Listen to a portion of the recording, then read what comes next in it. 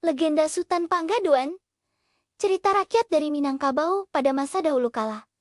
Di tanah Minangkabau bagian barat, berdirilah sebuah kerajaan makmur bernama Kampung Dalam di daerah Pariaman. Negeri itu dikelilingi sawah hijau yang membentang luas, hutan rimba yang lebat, serta sungai-sungai yang berkilauan di bawah sinar mentari. Raja yang memerintah bernama Raja Puspa Alam, seorang pemimpin arif dan bijaksana. Di bawah pimpinannya, rakyat hidup tentram dan sejahtera. Raja Puspa Alam memiliki 3 orang anak dari 2 permaisuri. Dari permaisuri pertama, Bundo Gading Ranti, lahirlah Sutan Lembak Tuah dan Putih Sari Makah.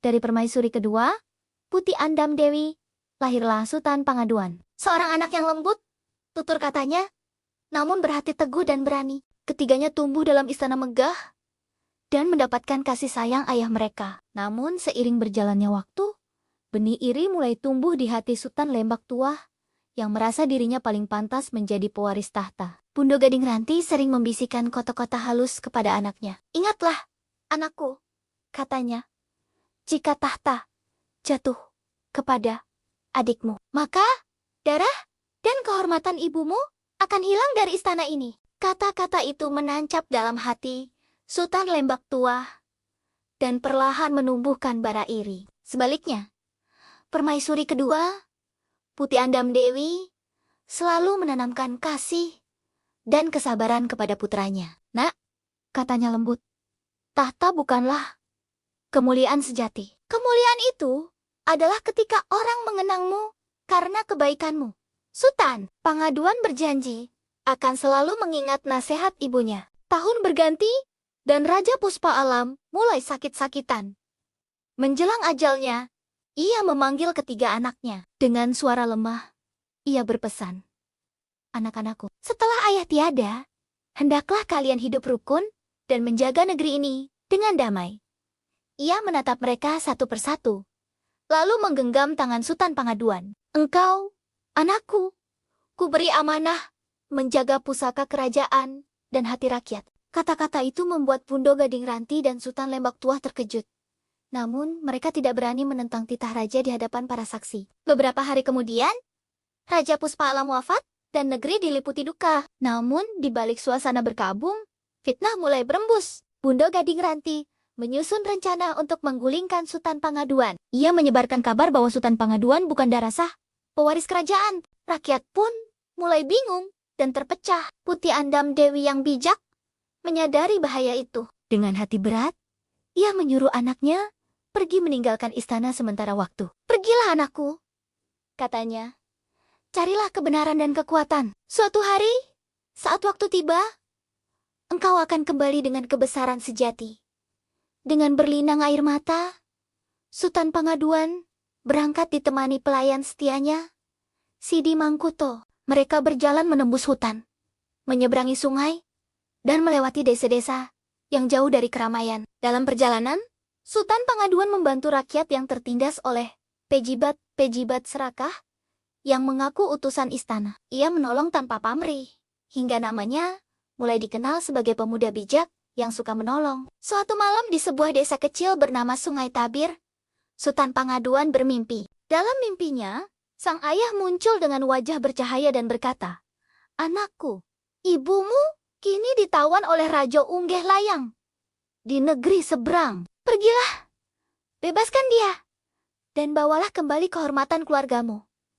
Keesokan paginya, Sutan Pangaduan terbangun dan memutuskan untuk berangkat menuju negeri itu. Dalam perjalanan, ia bertemu seorang prajurit tua bernama Panghulu Damar, yang dulu pernah mengabdi kepada Raja Puspa Alam. Mendengar kisah Sutan Pangaduan, Panghulu Damar bersumpah akan membantu. "Darah rajamu mengalir deras dalam dirimu, Tuan Muda," katanya. "Izinkan aku ikut dalam perjuanganmu." Sementara itu, di istana Kampung Dalam, Sutan Lembak Tuah mulai memerintah, menggantikan ayahnya. Namun, ia memimpin dengan keras dan kejam. Rakyat hidup dalam ketakutan, dan 2 prajurit kepercayaannya, Harun dan Gagar, menindas siapa saja yang dianggap menentang. Putih Sari Makah yang berhati lembut sering menegur kakaknya. "Kanda," katanya, "bukankah ayahanda dulu mengajarkan untuk memimpin dengan kasih?" Tapi Sutan Lembak Tuah menjawab dengan dingin, Dunia ini keras. Adinda, tahta harus dijaga dengan tangan besi. Sultan Pangaduan terus menempuh perjalanan hingga sampai di negeri Taluak Singalai, tempat Raja Ungge Layang berkuasa. Negeri itu tampak muram. Rakyat hidup dalam ketakutan. Sultan Pangaduan menolong seorang anak kecil yang dipukul prajurit. Karena perbuatannya itu, ia ditangkap dan dibawa ke hadapan Raja Ungge Layang. Di singgasana emas, ia melihat ibunya, Putih Andam Dewi, yang duduk lemah di sisi raja. Ibunda, bisiknya lirih. Raja Ungge Layang tertawa angkuh. Jadi kau anak perempuan ini? Katanya, kau keturunan raja besar. Tapi lihatlah dirimu. Sultan Pangaduan menjawab tegas. Aku datang bukan untuk tunduk, tapi untuk menegakkan keadilan. Raja Ungge Layang murka dan memerintahkan agar Sultan Pangaduan dipenjara. Namun pada malam hari, seorang pelayan istana bernama Laila yang diam-diam bersimpati kepada Putih Andam Dewi membantu mereka melarikan diri. Pergilah tuan muda, bisiknya.